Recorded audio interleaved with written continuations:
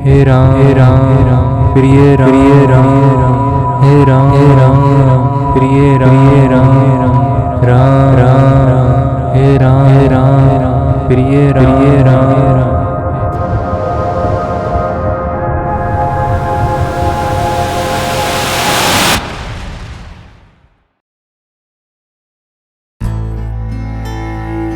सुमंत्र जैसे ही अयोध्या लौटते हैं, राजा दशरथ उन्हें हृदय से लगा लेते हैं और पूछते हैं, हे मेरे प्रेमी सखा, श्री राम की कुशल कहो।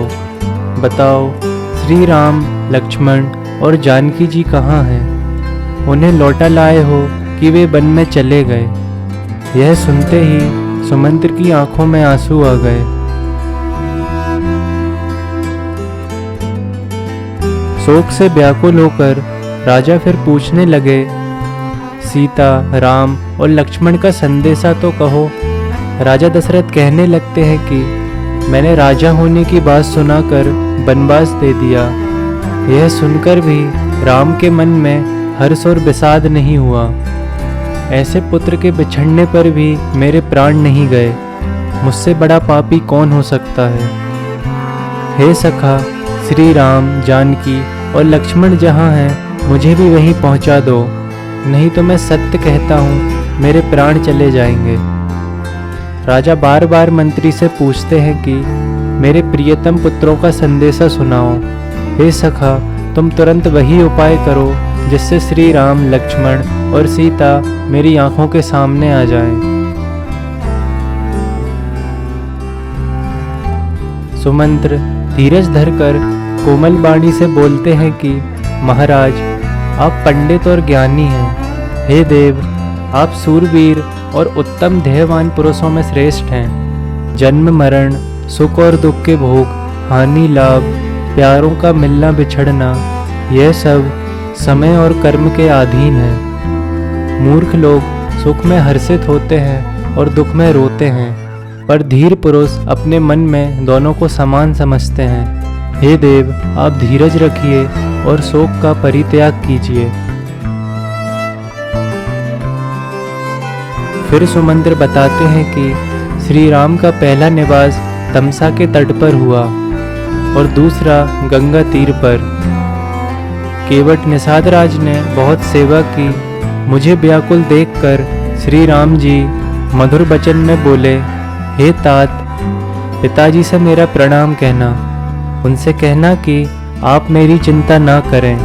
उनकी कृपा और पुण्य से वन में हमारा कुशल मंगल होगा। हे तात, पिताजी को उसी प्रकार रखना जिससे उन्हें कभी मेरी कमी ना हो। सुमंत्र कहते हैं कि मैं अपना दुख कैसे कहूँ, जो श्री राम जी का संदेश लेकर जीता लौट आया। ऐसा कहकर सुमंत्र की वाणी रुक गई और वह सोच में डूब गए। सुमंत्र के वचन सुनते ही राजा जमीन पर गिर पड़े और तड़पने लगे। उनका मन भीषण मोह से व्याकुल हो गया। सभी रानियां चीख चीख कर रोने लगीं। प्रिय पत्नी कौशल्या के कोमल वचन सुनकर राजा दशरथ ने आंखें खोली, जैसे तड़पती हुई मछली पर कोई पानी छिड़क रहा हो।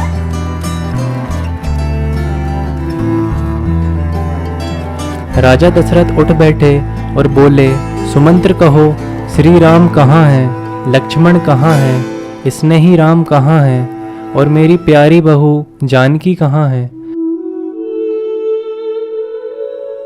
राजा दशरथ व्याकुल होकर तड़प तड़प कर रोने लगते हैं। वह रात एक युग के समान थी जो खत्म ही नहीं हो रही थी।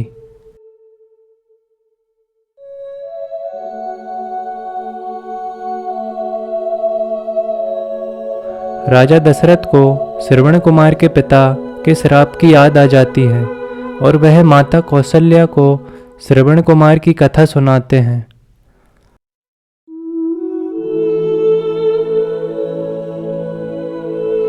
हे राम प्रिय राम, हे राम प्रिय राम,